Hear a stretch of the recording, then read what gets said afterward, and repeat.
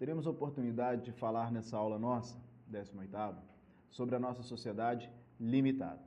O primeiro ponto a ser destacado na sociedade limitada, e que é muito importante, é que nós temos que lembrar que no capítulo de sociedade limitada, que é a partir do artigo 1052 do Código Civil, nós temos apenas regras específicas a esse tipo, sociedade limitada.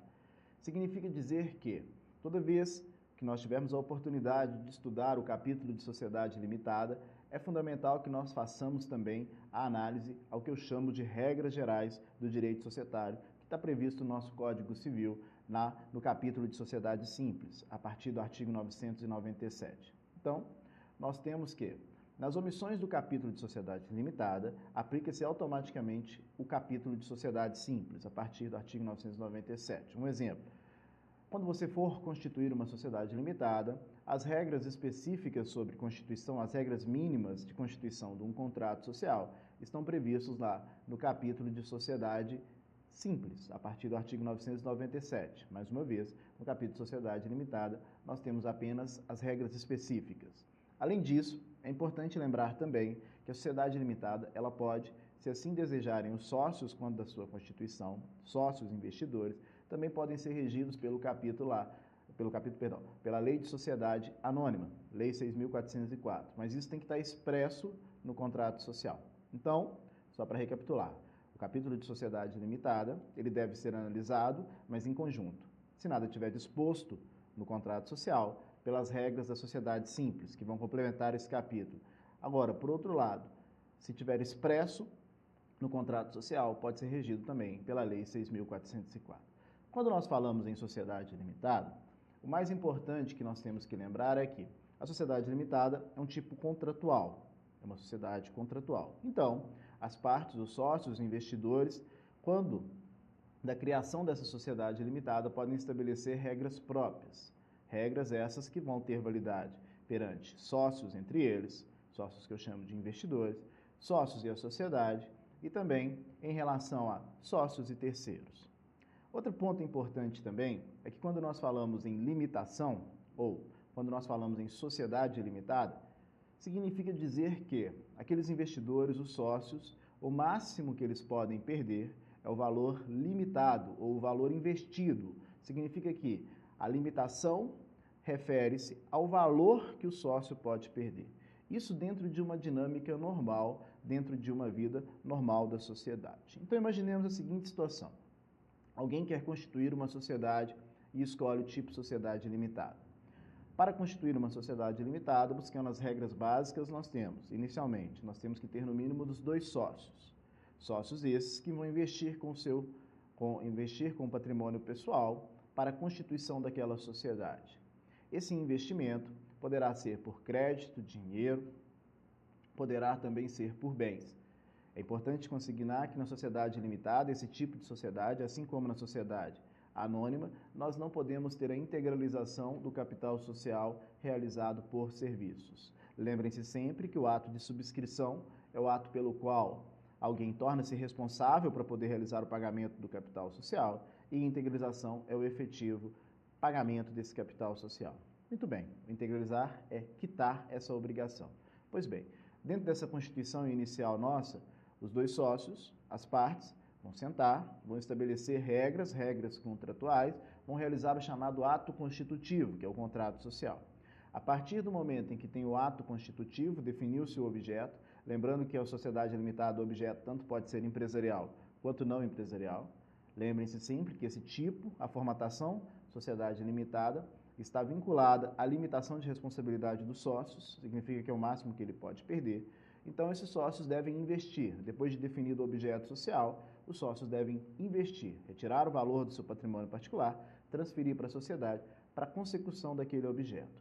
A partir do momento em que os sócios realizam o contrato social, manifestam sua vontade, levam ao registro na junta comercial ou no cartório de pessoas jurídicas, e resgatando aulas passadas nós, e aí sim, adquirindo agora a pessoa jurídica e a personalidade jurídica, lembrem-se sempre que nesse momento, a partir do registro, no cartório, na junta, teremos aí a constituição dessa sociedade limitada, a criação da pessoa jurídica.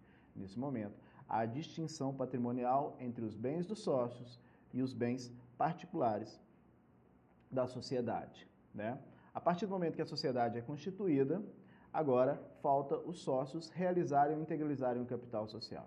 Se eles integralizaram o capital, se eles transferiram o patrimônio todo para a sociedade, nós estamos diante da constituição perfeita da sociedade. O que é importante destacar, enquanto os sócios não realizarem a integralização do capital social, os sócios continuam solidariamente responsáveis pela integralização do capital social. Isso significa que mesmo que um sócio, imaginemos que nós tivéssemos dois sócios, o sócio A e o sócio B, e se o sócio A, dentro do contrato social, tivesse a obrigação de pagar R$300 mil, equivalente a 30%, e o sócio B tivesse a obrigação de pagar R$700 mil, referente a 70%, se o sócio A já tiver realizado o pagamento, enquanto o sócio B não realizar o pagamento dos 70% ou dos R$700 mil, os dois sócios são solidariamente responsáveis pela integralização.